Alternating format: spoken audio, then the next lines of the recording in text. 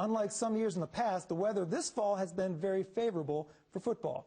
It wasn't all that long ago that a couple of wet Friday nights meant area fields were destroyed before the playoffs even began.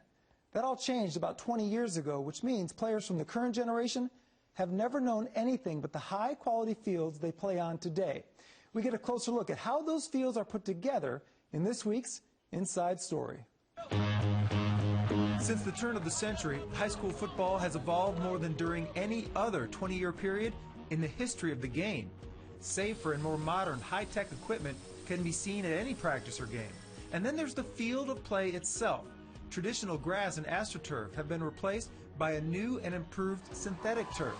It's allowed coaches like Alito's Tim Buchanan to spend much more time teaching than he was able to in the old days. For all those years we had grass, I wasn't the highest paid coach in Texas, but I was the highest paid yard boy because I mowed them, I top dressed them, I aerated them, I fertilized. I pretty much did everything for about the first 15 years. It allows you to spend more time on the X's and O's, the technology that they have today, and the research and development that they've done, trying to make a field safe, but then play like natural grass. It's unbelievable sitting there talking to those guys who are developing these fields today. And you've got to make it safe so you don't get concussions, but you also have to make it safe so you don't get lower leg injury.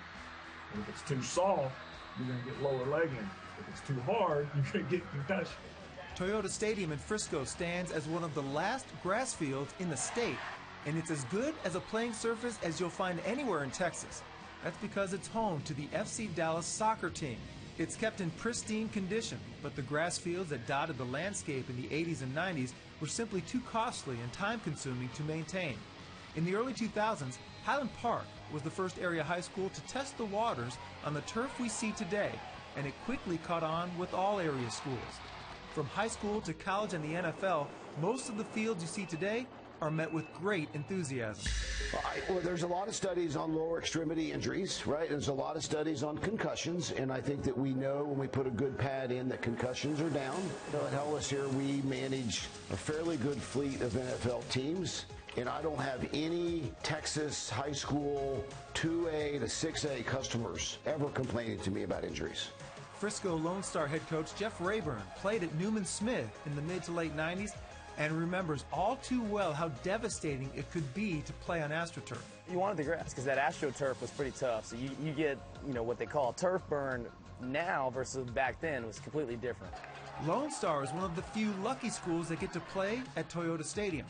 And though it's unusual to see a grass field in today's world, Rayburn doesn't feel it gives his team a distinct advantage. No, because both teams have to play on it. Toyota is a beautiful venue. We're so spoiled here in Frisco to play at the Star.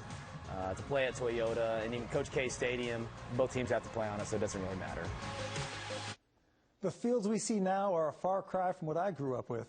Those practice fields in Illinois were mostly dirt by the end of the season and hard as a rock thanks to the cold.